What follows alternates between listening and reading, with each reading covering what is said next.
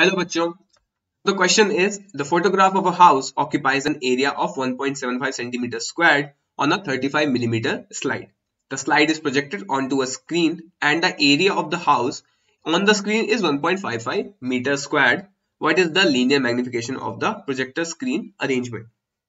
तो बेसिकली जो प्रोजेक्टर्स होते हैं इस क्वेश्चन में प्रोजेक्टर्स होते हैं उनमें स्लाइड्स होती है, राइट. अब उस स्लाइड की जो साइड है वो हमें 35 मिलीमीटर गिवन है, ठीक है. तो यानी कि हमारे पास ये 35 मिलीमीटर बाय 35 मिलीमीटर की हमारे पास एक स्लाइड अवेलेबल होगी, ठीक है. अब इस स्लाइड पे एक हाउस की पिक्चर है, एक घर की पिक्चर है, ठीक है. और उस घर की जो पिक्चर है उसका जो एरिया दे रखा है वो दे रखा है 1.75 सेंटीमीटर स्क्वायर, राइट. अब इस स्लाइड को हम लोगों ने प्रोजेक्टर में डाला और उसको एक स्क्रीन के ऊपर प्रोजेक्ट किया, राइट.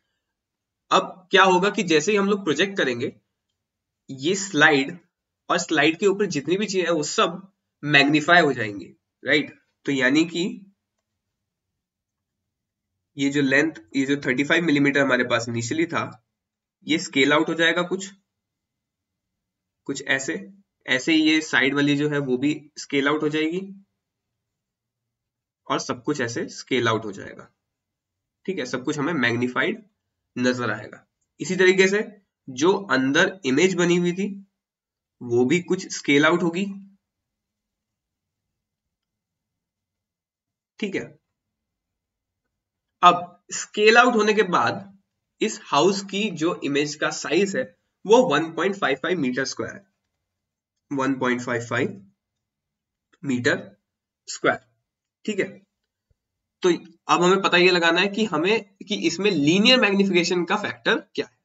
तो लीनियर मैग्निफिकेशन का फैक्टर निकालने के लिए मैं क्या करूंगा, सबसे पहले मैं एरियल मैग्निफिकेशन का फैक्टर निकाल सकता हूं क्योंकि मुझे दे रखा है कि एनलार्ज होने के बाद क्या साइज था और एनलार्जमेंट से पहले क्या साइज था. तो एरियल मैग्निफिकेशन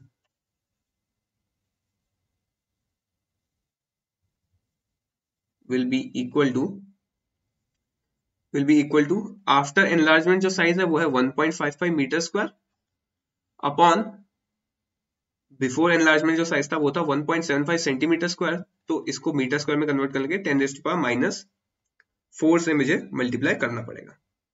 तो यहां से मेरे पास जो आ जाएगा वो आ जाएगा 8857. तो ये जो है ये एरियल मैग्निफिकेशन है, ठीक है. अब ये एरियल मैग्निफिकेशन जो है वो दो चीजों के कॉम्बिनेशन से आया है.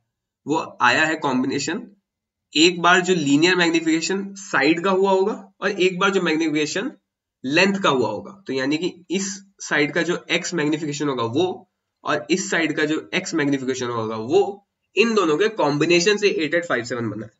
तो यानी कि इस लॉजिक से जो लीनियर मैग्निफिकेशन मेरे पास बनना चाहिए, linear magnification will be equal to under root of aerial magnification, which will be equal to under root of 8857. यानी कि इसकी वैल्यू आ जाएगी 94.11. तो लीनियर मैग्निफिकेशन का जो फैक्टर आ जाएगा वो आ जाएगा 94.11, which will be our final answer. So I hope you understood this question well and all the best.